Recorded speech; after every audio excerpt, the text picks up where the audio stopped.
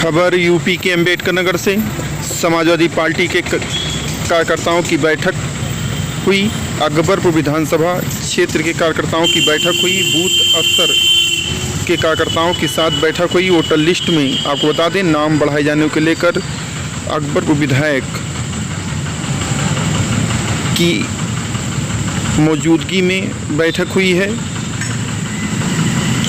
पंचायत चुनाव और मिशन 2027 को लेकर क्या है खास रणनीति, खास रिपोर्ट। नमस्कार दोस्तों, आप देख रहे हैं TV7 न्यूज यूपी। मैं मौजूद हूं समाजवादी पार्टी के राष्ट्रीय महासचिव रामाचल राजभर जी के पास। आज बुद्ध पूर्णिमा मनाई गई है। आइए सीधे चलते हैं राष्ट्रीय महासचिव रामाचल जी। सर, आपका TV7 स्वागत। सर बहुत बहुत स्वागत है, धन्यवाद है। सर, आज आपने बुद्ध पूर्णिमा मनाई है, क्या संदेश देंगे लोगों? देखिए, माननीय राष्ट्रीय अध्यक्ष श्री अखिलेश यादव जी के निर्देश पे पूरे प्रदेश के समाजवादी पार्टी के कार्यालयों पर बड़े हर्षोल्लास के साथ बुद्ध पूर्णिमा के मौके पर भगवान गौतम बुद्ध की जन्म जयंती मनाई जा रही है। और इस मौके पर मैं पूरे प्रदेश के लोगों को, सर्व समाज के लोगों को यह संदेश एक निवेदन करना चाहता हूँ।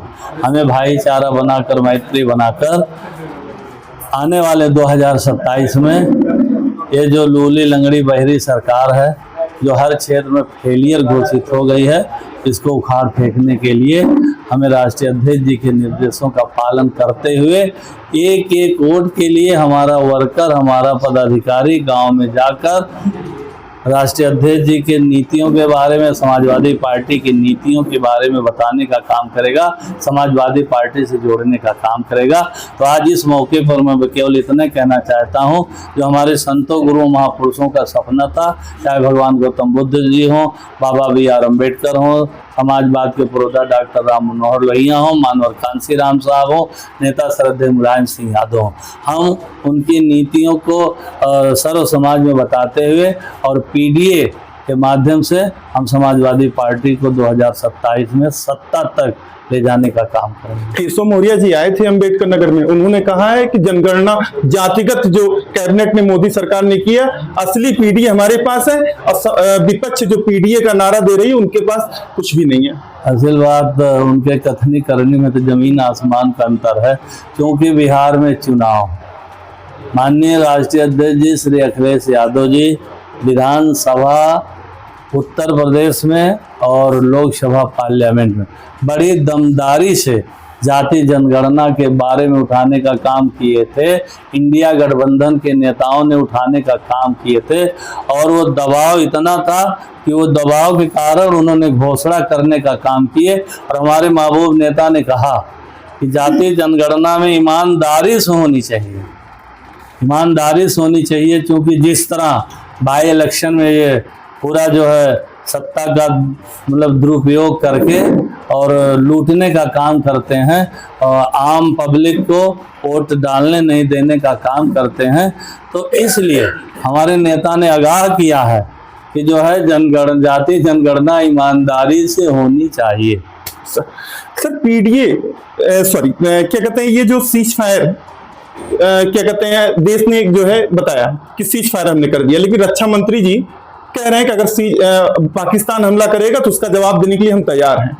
देखिए भाई, जब पूरा देश उनके साथ है और हर पार्टी के राष्ट्रीय अध्यक्ष उनके साथ हैं, समाजवादी पार्टी के भी राष्ट्रीय अध्यक्ष जी, इंडिया गठबंधन, जब पूरा देश और विपक्ष के नेता उनके साथ दमदारी से हैं कि जो भी कठोर से कठोर फैसला लेना चाहिए, पूरा देश और हर दल के नेता साथ हैं, तब उनको मतलब सोचना नहीं चाहिए, देश हित में उनको वो कदम उठाना चाहिए।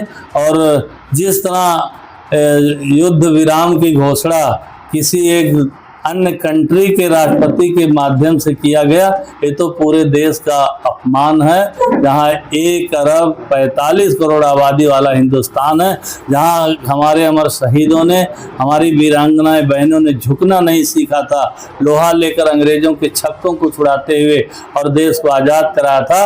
आज़ादी के बाद भी 2-3 लड़ाई लड़ी गई है, जिसमें जो है भारतीय सेना जो हमारे नौजवान हैं और हमें भारत को जो है विजय हासिल हुई थी। इसलिए कोई भी कदम और फैसला लेने में सख्ताना नहीं चाहिए, पीछे हटना नहीं चाहिए। वो तो हमेशा जो है सीज फायर उल्लंघन करता है पाकिस्तान, ये कोई नई बात नहीं है। इसके पूर्व में भी तमाम जो है सीज फायर हुए हैं, उल्लंघन किए हैं। जो भी समझौता हुआ था उसका भी उल्लंघन करते हैं, वो मानने वाले नहीं हैं। वो न कानून के मानने वाले लोग हैं, न समझौता के मानने वाले लोग हैं। और ये तो आपने देखा है कि पूरी दुनिया ने भारत को सराहा जब उनके 9 आतंकवादी ठिकानों को, और हमारी 2 महिलाओं ने जो ध्वस्त किया है उनको मैं बधाई दे रहा हूँ। जो एक मुस्लिम महिला थी कुरैशी, और एक जो है शेड्यूल कास्ट के थी जो सिंह, बयामी सिंह, उन्होंने कितना बहादुरी का काम किया और भारत के में नुकसान नहीं हुआ। और वो जो है बाखूबी उनके 9 आतंकवादी ठिकानों को ध्वस्त करके, और जो निर्दोष 26 हमारे पर्यटक मारे गए थे उनका बदला ले लिया। मैं सर बात कर रहे थे समाजवादी पार्टी के राष्ट्रीय महासचिव जो सीधे तौर पर उन्होंने कई मुद्दों पर हमले बोले हैं। उन्होंने सीधे तौर पर कहा कि सीज फायर जो हुए हैं वो आदेश देश के द्वारा किए गए। कुल मिला जुला कर उन्होंने कई सवाल डाके हैं। समाजवादी पार्टी के राष्ट्रीय महासचिव ने बेबाकी से अपने जवाब दिए। मैं प्रभु श्रीवास्तव, TV7 न्यूज, अम्बेडकर नगर।